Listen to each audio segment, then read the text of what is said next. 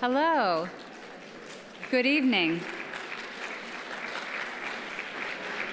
Welcome. I'm Christina Nielsen, the Hannah and Russel Kully Director of the Art Museum here at the Huntington, and it is my honor to welcome you all here tonight. Thank you for joining us here in person or live streaming or watching later on YouTube.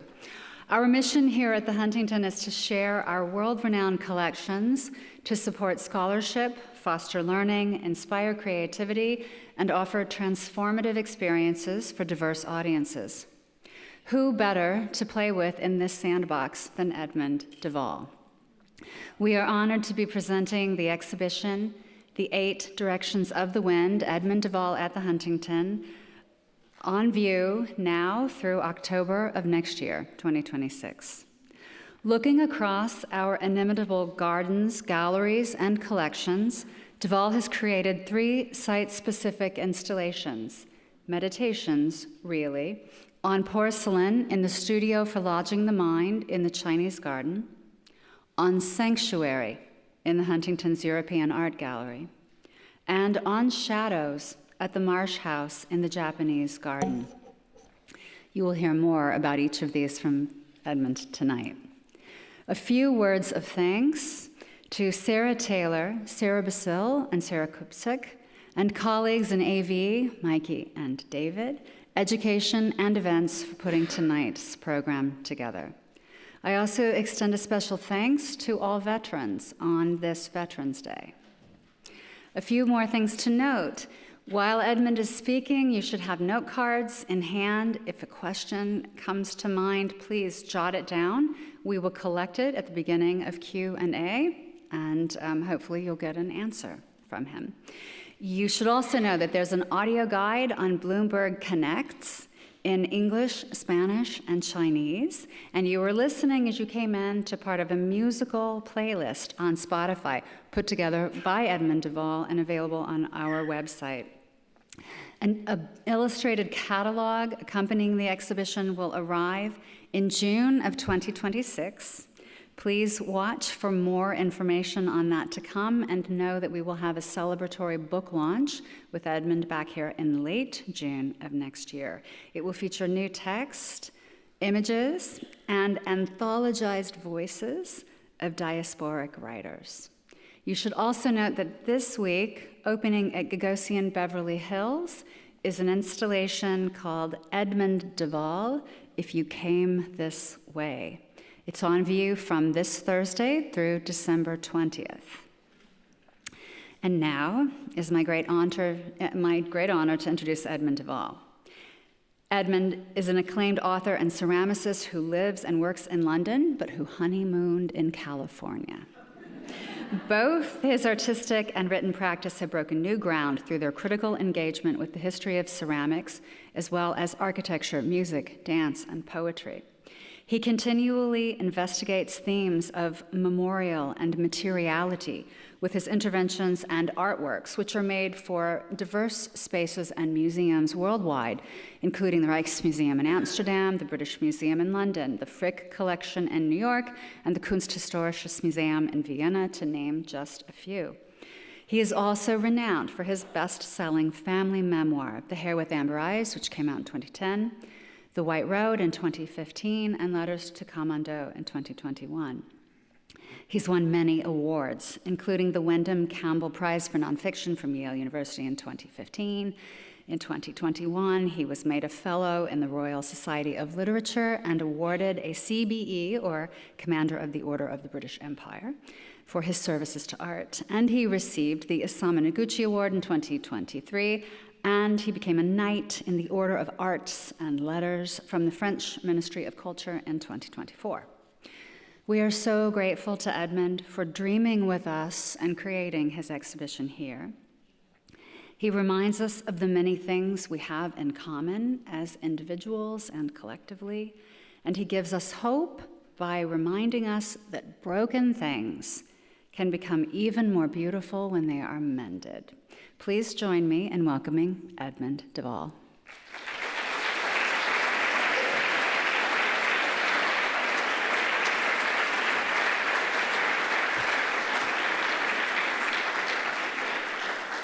Well, how lovely to have the word hope in the room. And what a scary introduction, and how lovely to see you all here tonight. It's really an incredible honor to be spending this year, next year, all years here at the Huntington with you. This extraordinary, storied, polyphonic, beautiful landscape of voices and stories and places. The invitation to work here at the Huntington has to stand really as one of the greatest challenges of my life, not because of the people here who are absolutely delightful and extraordinary, but because how do you possibly map this institution, this series of gardens, of libraries, of art galleries, and actually tune in to some of the stories and voices that I feel are present here, and amplify them, investigate them, enrich them, and make them my own, and therefore your own too. It's impossible. And here I am. And what I've done is to make 3 installations, 3 spaces and 3 places across the whole Huntington campus: Shadows, Porcelain, and Sanctuary. And I've called the whole project The 8 Directions of the Wind, a wonderful line that comes from the great Chinese poet of diaspora and exile, Bai Dao. And that's a line which speaks to the way in which the wind moves and keeps moving across borders. It's a great image of migration and diaspora and exile. And that's the thing that holds together these 3 installations. But I'm going to begin. I'm going to begin in Japan. I'm going to begin here. This is an embarrassing photograph. This is me, age 16, wearing a corduroy jacket, if you can remember corduroy jackets. And the Japanese gentleman there is the Grand Tea Master, Dr. Sen, who came to visit us when we lived in Canterbury and gave a great tea ceremony in Canterbury Cathedral where my father was dean. I was already an apprenticed potter at 16. And he talked to me and said, "Why haven't you yet been to Japan?" I was 16. He said, "I will give you an air ticket to Japan. You must come and study tea ceremony." So I ran away from school at 17 and went to Japan and sat at the feet of extraordinary silent Japanese potters for a year and learnt tea ceremony. And at the end of a very hot summer, very long hair, no corduroy jacket, jeans, I knocked on the door of a great uncle in Tokyo. And there was an extraordinarily well-dressed, Austrian, aristocratic man in his 80s, Ignace Leo Efrussi, wearing a bow tie. He kissed me on both cheeks. He ushered me in. He gave me a whiskey sour. I was 17. There was jazz playing. And that was my introduction to a whole world. He waved his arm to one whole side of his drawing room, and there was a great vitrine full of Japanese objects, little ivory objects, netsuke, and he said to me, "There is a story here." And when he died, eventually, decades later, this friendly man who had taken me in, had my hair cut, bought me a suit the next day, took me to Japanese restaurants and French restaurants, and began to tell me the story of these objects. I realized that I had a story that was about Japan, and we're going to get there, but I quickly have to tell you this story. This is the story of this collection, this man who built a house for his collection of Japanese objects that he had inherited, and built a house with his Japanese partner, Jiro, here they are, in 1952, and built this extraordinary house full of friendship and full of connection to what Japan meant. And inheriting this collection in my 30s, I realized that I had inherited a story about Japaneseness and also a story of diaspora. My children were young, and I persuaded my wife that I should have 6 months to write a book about Netsuke. It took 7 years. We're still married. And all I knew was that Iggy had inherited this collection of objects and that the family story started elsewhere. It started in Paris, in the Rue de Monceau, that extraordinary street of golden houses where my Jewish family had emigrated from Odessa.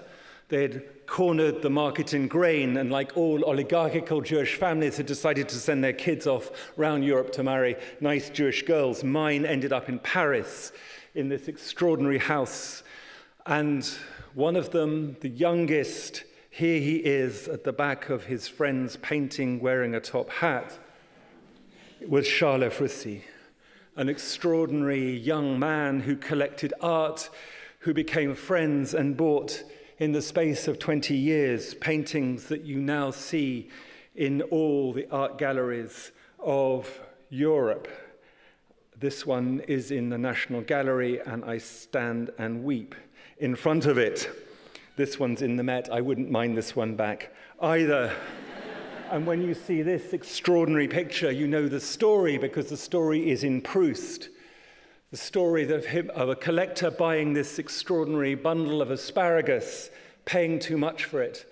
And the next day in the Rue de Monceau, this wonderful picture arriving with a note saying, "This one has slipped from the bundle." You know the story because the young Proust is Charles Efrussi's first secretary in that beautiful room, full of netscape, full of impressionist paintings. But what happens to it is that Charles Efrussi falls out of love with this collection, and his cousin, my great-grandfather, is getting married across Europe in Vienna. And so as a wedding present, he sends this great collection to the other, slightly less modest house in Vienna, which was my grandparents' house.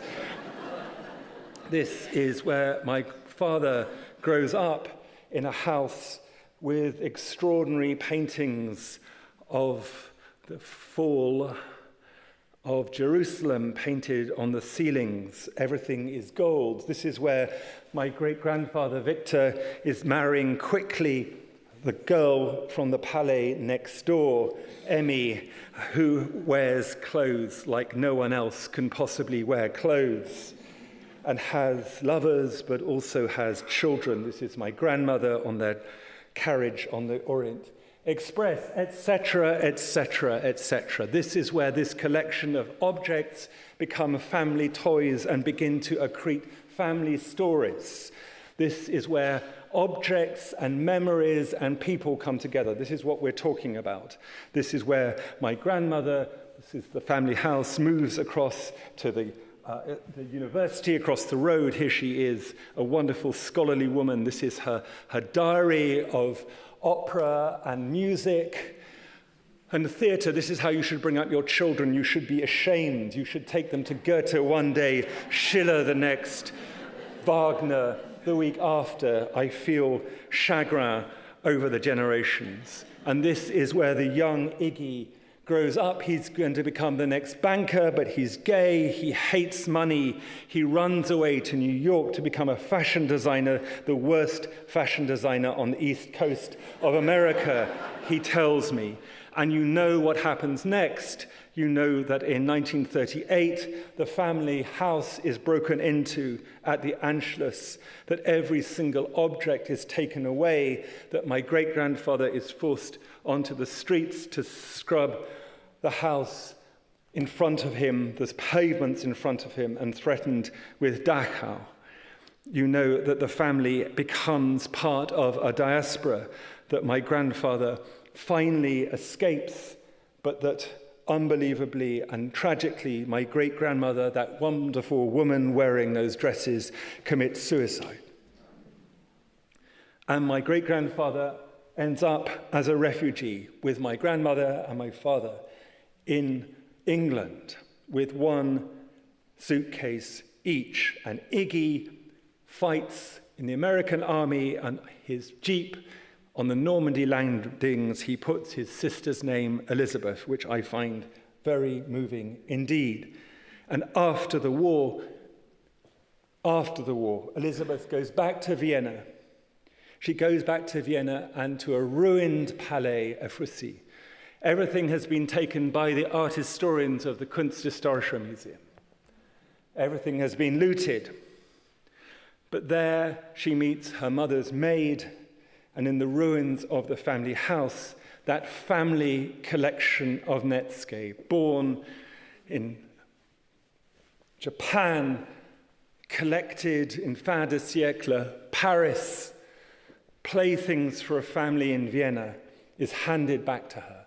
They were the one thing that this maid had taken away as the Gestapo stripped the house. And Iggy sees this collection of family objects, this deracinated man, and says, I know what I'm going to do with it. I'm going to take it home. We're talking about home. And in 1947, he takes that Netsuke collection all the way to a ruined city, to Tokyo. He builds a house. He puts a new vitrine in his house. And that's where I find the Netsuke.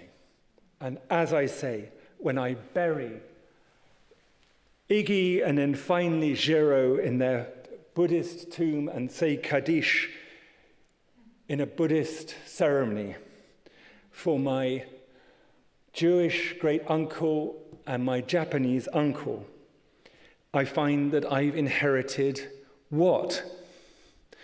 What have I inherited? What kind of story is this?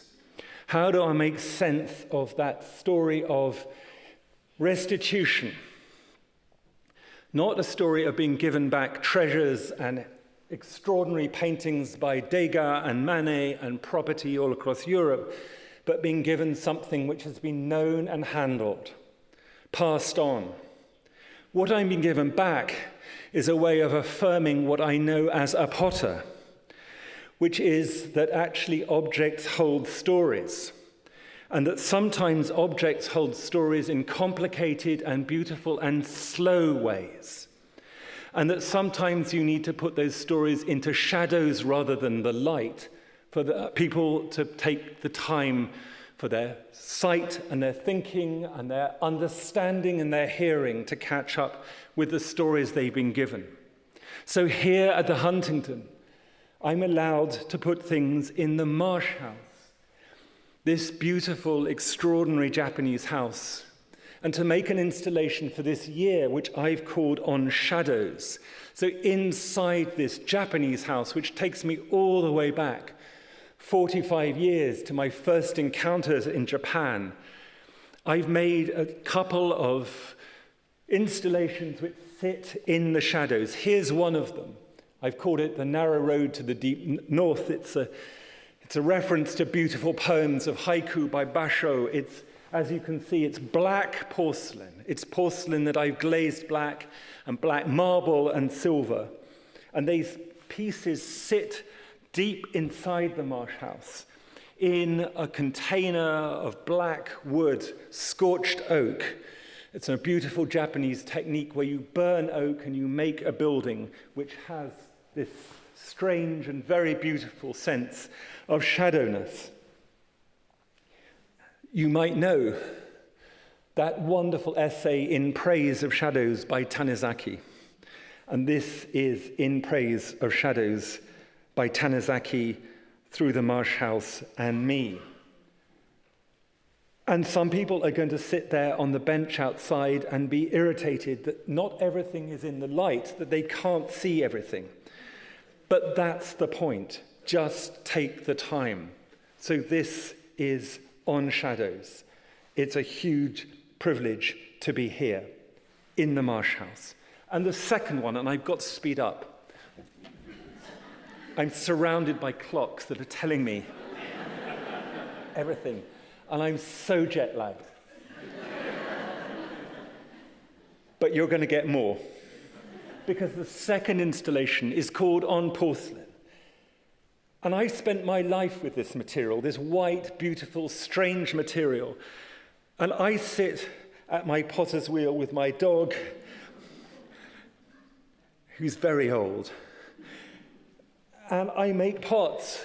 And what I do is I have this beautiful white lambent clay, this clay which has, in my eyes, changed the world, traversed the world, held stories. It's a diasporic material. And I take clay from one side of the wheel, I put it on my wheel, I make a vessel, I take it off, and I make another. It's got a rhythm to it. It's got a kind of interiority to it. What I'm doing is not making a pot, I'm making a space, a breath, one kind of word or sound, and then next to it, another and another and another. And when you come and visit me in London, and you are all welcome, I never thought I'd say that out loud.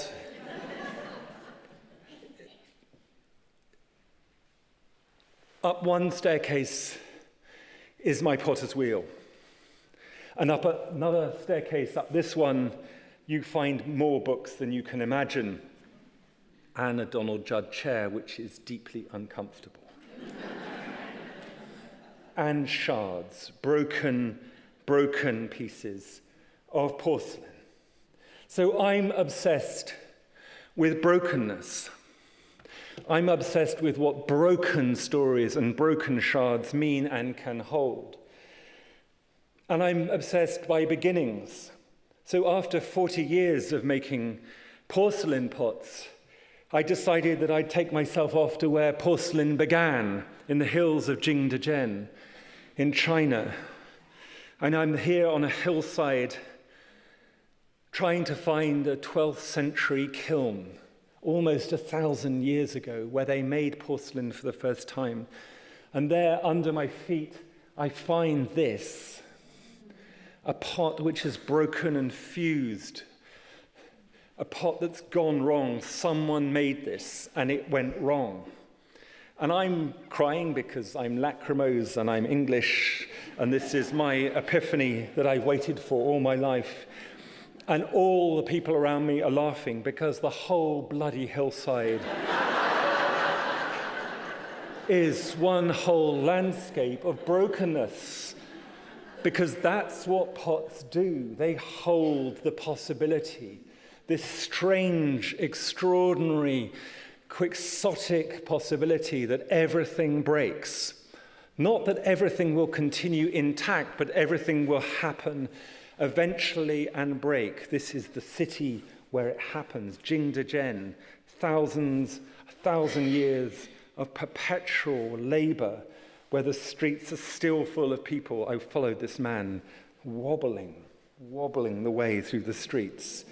And this is the place where porcelain begins its journey. This is the second of my topos, my places in the Huntington, in the studio for lodging the mind. And here I tell the story in this place of how Chinese porcelain went across the world carrying storytelling with it, how it was reinvented here in Dresden, this golden city, under the terrible man, Augustus the Strong, this man who had Porcelain Krankenheit, the malady de porcelain. He loved women. He had 246 children, but he also loved porcelain and oranges. And he locks up in Meissen, this great castle, an alchemist who finally can't make gold, here are his notes, but makes porcelain for the first time. Extraordinary moment where porcelain is reinvented in Europe. And this is where it happens, in Meissen. I tell this story of how perpetual reinvention of this material, how one material can become many stories, become one thing and then another and another. And I tell the story, the complicated story, which is a story for here, of this man, of Wedgwood, who in 1765 heard a rumor. He had his ear to the ground, Wedgwood. He was a man of great capacity, that white clay, unaka, had been found in the Appalachian Mountains, that the Cherokee Indians had found kaolin, this magic white clay, and he'd send an adventurer all the way across to buy this clay. And I find the records of Thomas Griffiths, this terrible man who comes to the mountains and cheats the Cherokee of 5 tons of their sacred clay, carries it all the way out of the Appalachian Mountains, and it becomes part of the blue and white ceramics of Wedgwood. And because I can't bear this story, I take my son out of school. I go to the Appalachian Mountains, and I spend 3 weeks trying to find the place where Thomas Griffiths cheated the Cherokee. And I find the place where this sacred clay was taken in 1765.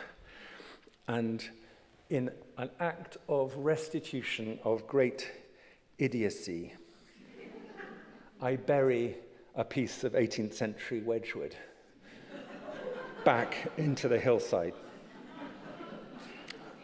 Why not?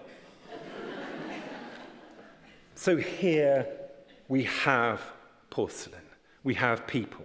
So in the studio for Lodging the Mind, 8 directions of the wind, me at the Huntington, there it is, beautifully written, on porcelain. What I've done is to take that clay, kaolin from the Appalachian Mountains, mix it with water, and make a new pavilion, covering all the walls of this pavilion with that clay, that very clay, and then writing the story of porcelain into it. So as you walk round, you'll see that I've written into the porcelain with gold and black the story of brokenness, the story of people's hands.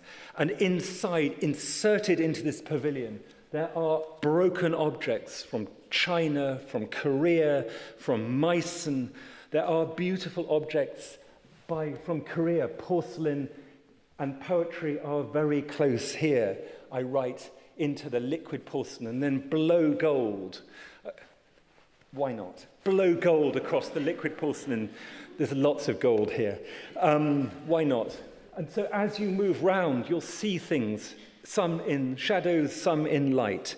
And it's an invitation just to spend time with this story of migration, this story of how these pots, how these objects can tell one story and then another and then another. It is a story of brokenness. There are more broken shards than you'll ever see in your life. And then as you move round, finally, you come to a new installation that I've made here for the Huntington, which has celadon broken shards from the 11th and 12th century of great beauty, and my own work that I've made over the last 3 years, bringing them together for the first time. So here, in this huge vitrine, I feel it's as big as that. It's possibly bigger. I don't know, it's vast. Come and see it. You go, and as you look into it, you'll see that what I'm doing is bringing that energy field of brokenness, of one thing made by one person, and found and held and replaced in conjunction with the pots that I've been making over the last few years. It's porcelain. It's porcelain as storytelling, and it's porcelain as people. Porcelain as things that hold memory. It's all about memory. And the third one, and I promise that I'm keeping an eye on the time, half an eye on the time. The last one, sanctuary. So I like books. I write them. People ask me if I collect things, and I lie and say, no, I have nothing in my life. That's a lie. Books. In 2019, all my dates will be wrong, forgive me. For the Venice Biennale, I made a new library. I made a library of exile. You will have picked up that I come from a diasporic family, that my father's still with us at the age of 97, is a refugee, that I've grown up trying to understand what it is to have a family that exists in more than one place, that is part of that systole and diastole, that breathing in and out of multiple identities, of loving one place and another place at the same time, and having that conviction that it's possible to have one language and be elsewhere. So I made a library of exile.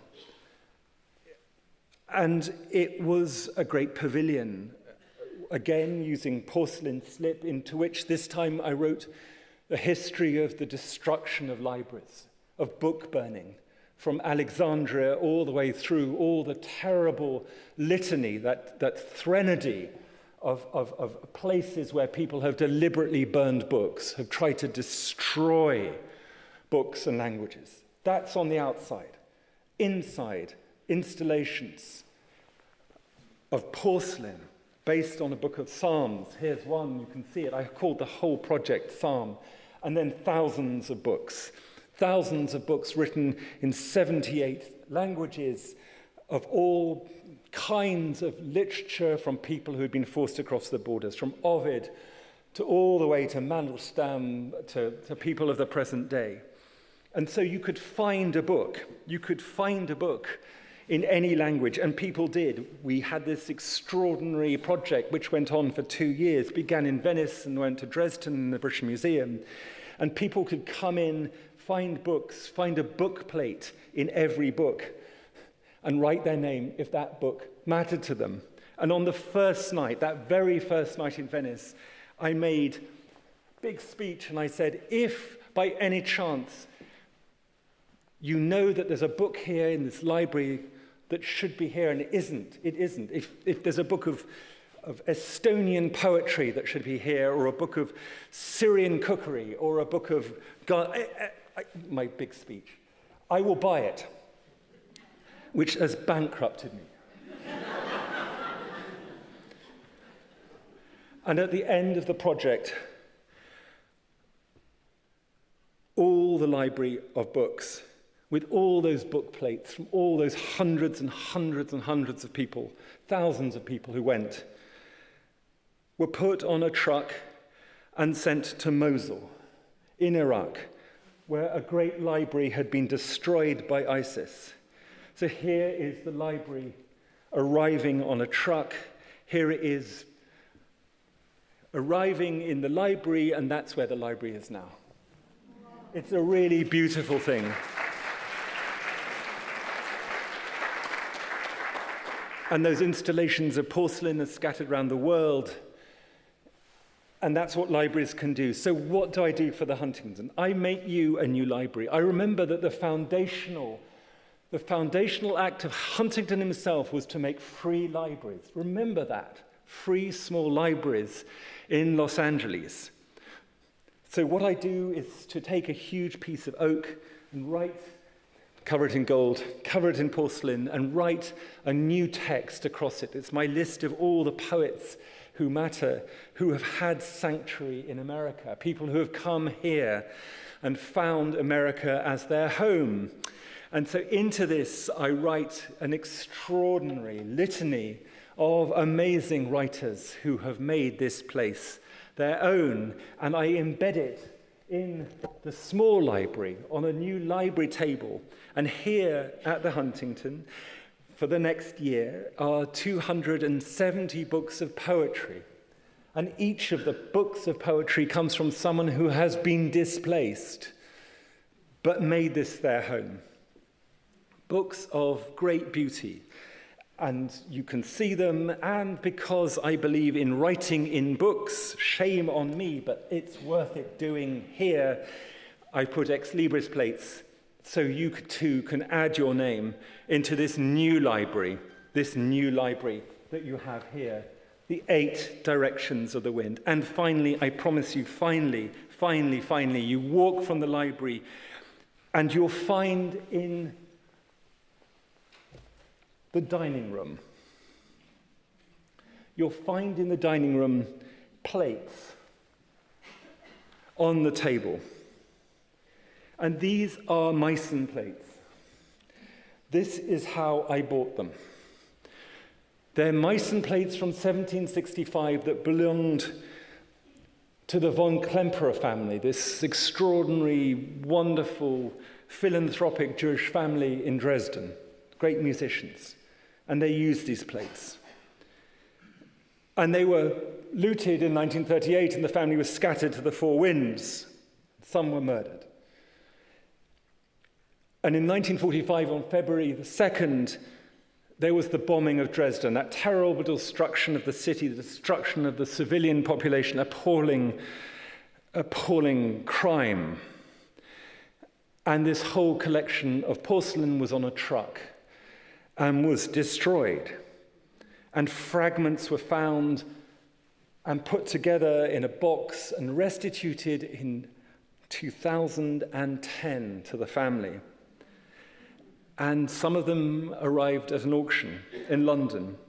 And without telling my wife, I bought a broken Meissen dinner service, which for 10 years, a Japanese artist, Maiko Tsutsumi, has been using kintsugi, this art not of repair, but of marking loss, of showing where damage has occurred by using gold and lacquer.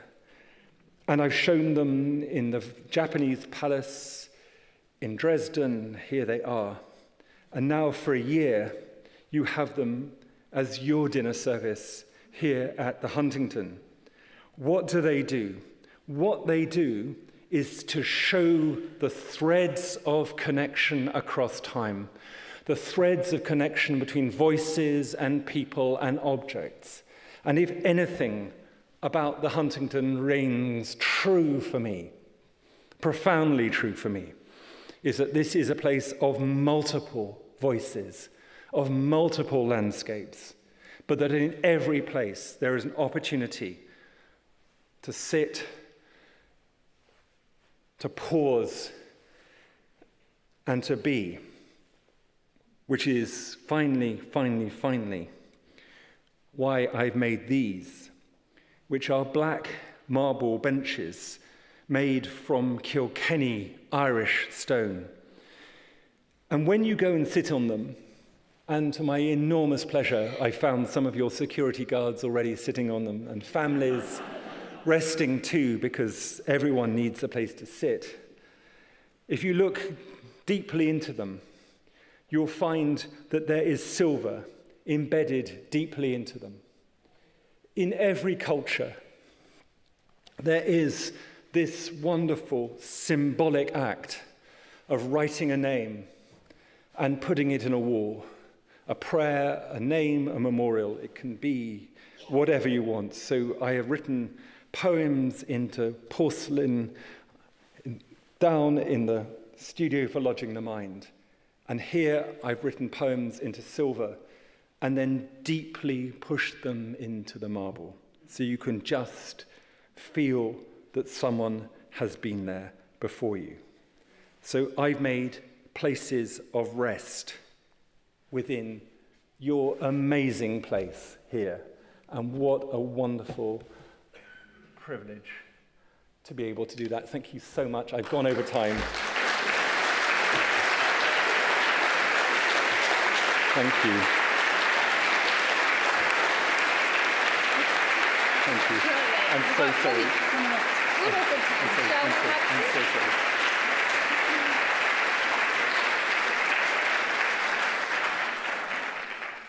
Is afraid he's gone over time, but I assured him we would all be willing to sit here until 10 p.m.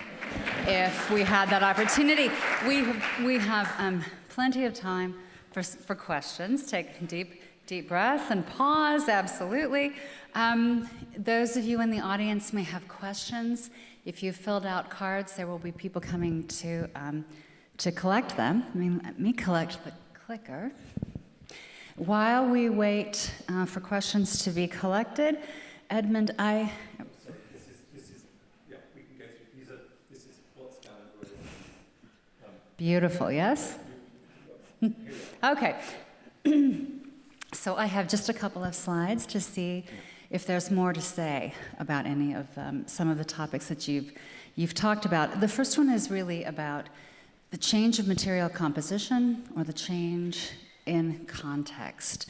And so we've got your gorgeous kintsugi'd plates from Dresden with one of my favorite objects in the Huntington's collection that we've talked about before, which is the late medieval celadon flower vase, which fell into the hands of a Marchand Mercier in Paris, an entrepreneur, decorator, dealer, who completely changed the object by putting gilding around it, really gilding the lily. But I wonder if you have more to say about changes in context and changes in meaning. Well, completely. I mean, that's my whole life. Do you want me to start again? I mean, I mean, this is a. We've talked about this over the years, and this is a hugely beautiful example of this profound instability of objects.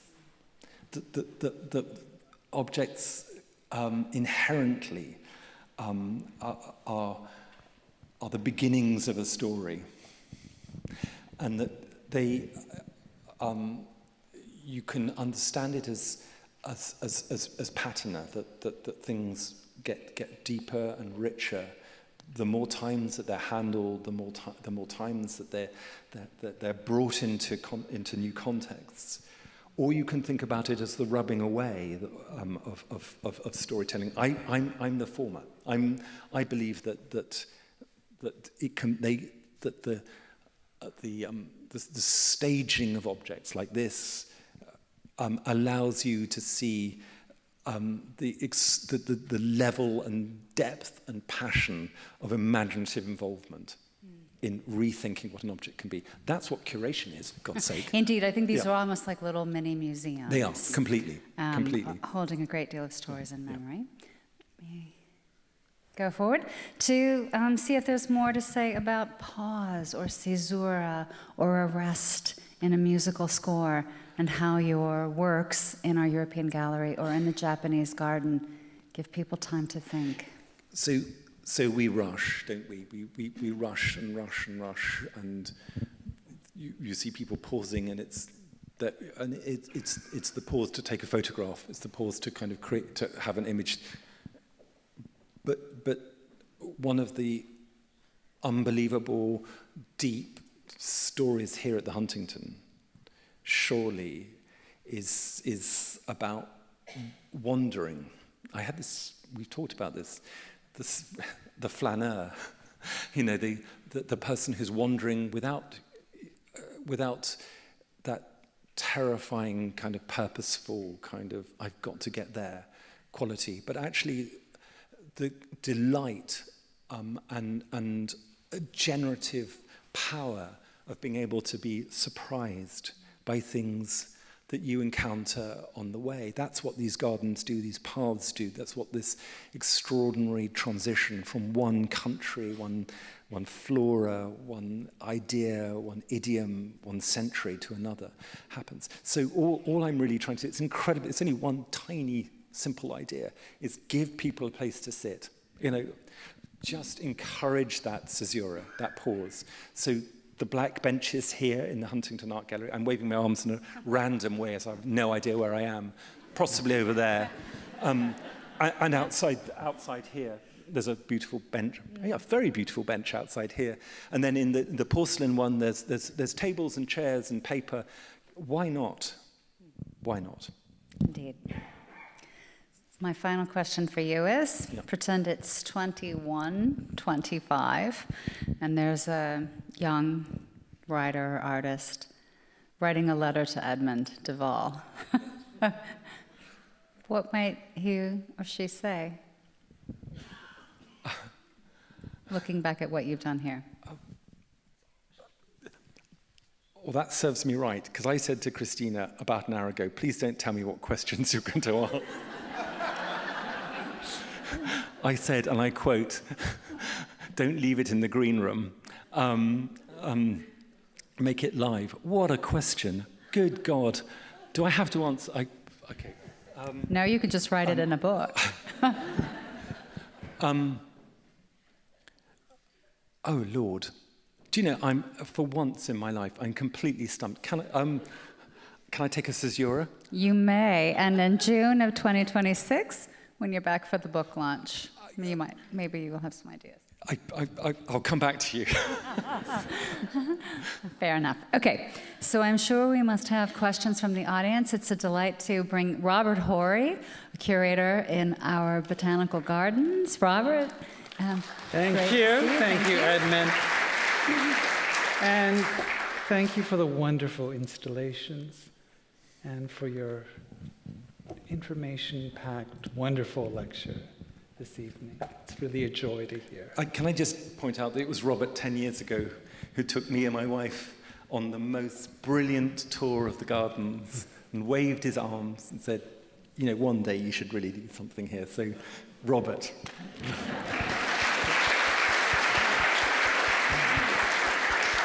So thank you for members of the audience. We've received a lot of questions. I'm going to start with this one. In the Chinese garden installation, one of your inscription notes that poetry and porcelain are very close here. In what sense are poetry and porcelain close? Not just in your displays, but more generally. I think it's a beautiful, beautiful question. So for me, porcelain is language. And it's possible of endless, beautiful, iterative reconfigurations and nuance and expression. So it is in itself a language of poetry. It's also, it's a material of translation. And it's a word we haven't used tonight. And for me, I'm always thinking about poetry as an act of translation. There's a beautiful description of translation as transhumance, as the moving, that wonderful way that animals get brought down from one pasture to another. In the Alps, the idea of poetry as the bringing together of emotions and language from one place to another. So for me, poetry and porcelain, that was a really rubbish answer. How long have we got? How have we got? I'll come back to you. But almost all my installations also have, I have a strange thing where objects and sounds and words are very close to each other. So when I'm making an installation, like some of the ones you might see here at the Huntington, they are poems. They actually are poems for me. They are. I hear them, I sound them. They're near music, but they are words. So that's another answer. Okay. And here's a follow-up question. Without wishing to intrude, I wonder if you might give us an idea of what kind of poetry you put in the silver pieces in the benches. That's a delicate, you're the most wonderful audience, the most delicately placed question. So thank you for that tact. It's actually a poem of Porcelain, who was a Jewish poet who wrote in German. His family were killed in the show. And it's a poem called Heimkehr, or Homecoming, which is a very important poem for me. So it's the benches are called This Must Be the Place. I mean, so it's about homecoming and just allowing yourself to be in one place at one time. But the poem is also a prayer. So it's a kind of, poems and prayers are very close for me. Thank you for that question, by the way, whoever you were. I love your installation. It is so beautiful. I've come many times to see it. But your handwriting is terrible. Why have you chosen to make the texts in your work largely illegible?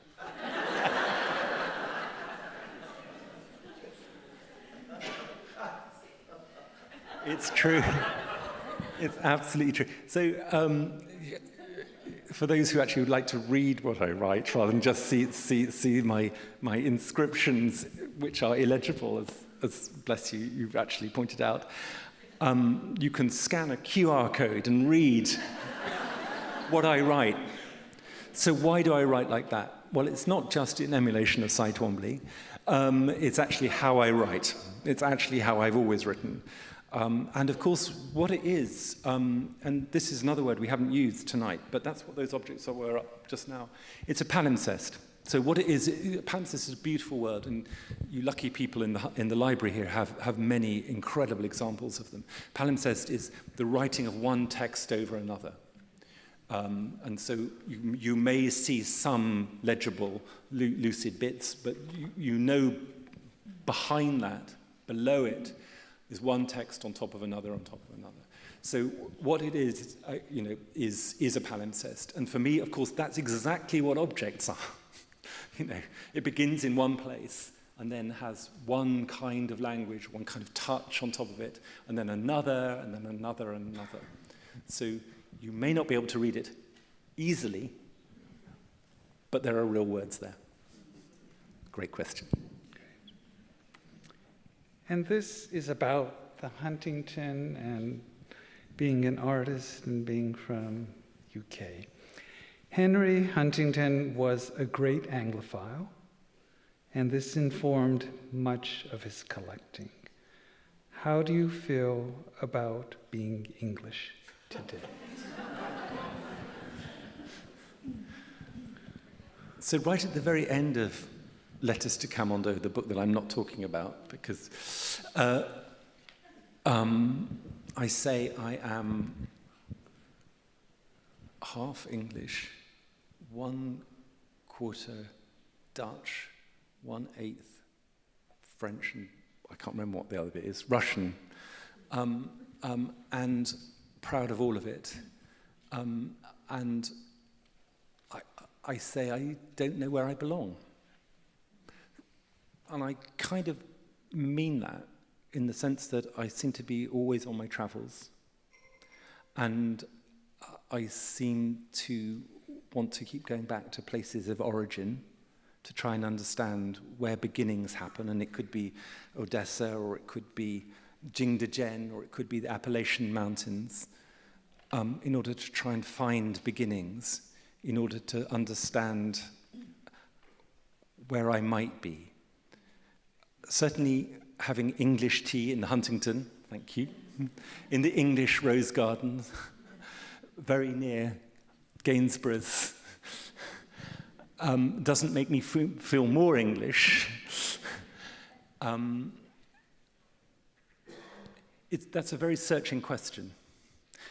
Can I also just say, entre nous, that 2 weeks ago I received my Austrian passport, which I find really interesting and complicated. The Austrian government changed the laws and allowed Holocaust-era families to reclaim their citizenship. And all my brothers did it in a flash. And my father did it with great joy, because it allowed him to connect to his family. And I struggled for 2 years. I spent too long in those bloody archives tracing stories. But I've got it back, or I have it now. And so actually in 6 months' time, I'm giving a lecture at the Kunsthistorische Museum called Coming Home. And it's going to be quite a difficult lecture. So thank you for the Englishness. And I don't know where I am. It makes me think, too, of the Library of Exile that you've put together for the Huntington, and conversations that we've had in the last year. One of the most profound things I think you've done is brought together writers from other places who have made Los Angeles their home for any variety of reasons. And you once said, you can love two places at one time. So the policing, in all ways, of people's identity by saying, you're not, well, you don't belong here. That's where you are, is of course the thing that has created my family. That attitude of terrifying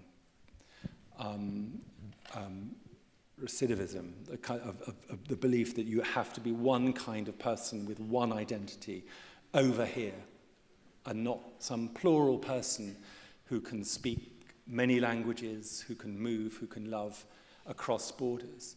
So that's what we're, and surely one of the great things about the Huntington is the fact that you're endlessly moving from one place to another. It's just sui generis, this place. It really is. You move from one place to another, to another, to another. So that's really what we're celebrating.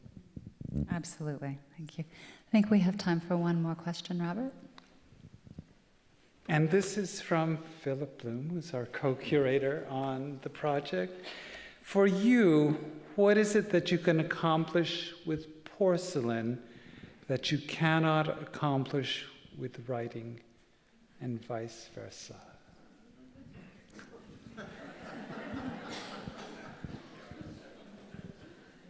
Thanks, Philip.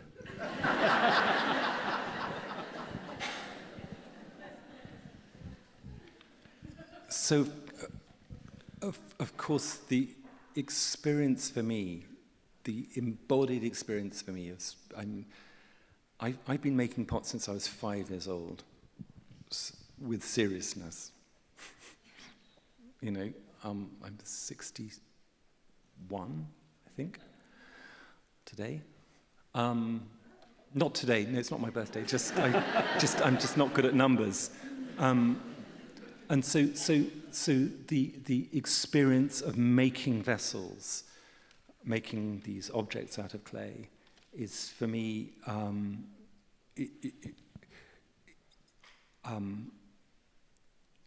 is so profoundly about how I measure my life. It's about breathing. It's about finding things in quite a slow incremental change over years and decades and many decades. And so the thing, and I want to make things which are beautiful. You know, I really do. I want to make things which are so beautiful that people fall over. It hasn't happened yet, but that's my aspiration. You know, let me live long enough to make people fall over when they come into an exhibition. Oh my God, amazing. Hasn't happened. And the language, of course, I talk a lot. Of course, I write a lot, and that searching out is a spare. I take away words all the time. Fewer words, fewer better words. So there are great parallels. Philip, it's such a difficult question. Honestly, couldn't you? They're very intertwined. They're very, very intertwined. They're so powerfully intertwined, I don't think I can answer the question. How about that? That's a truthful answer.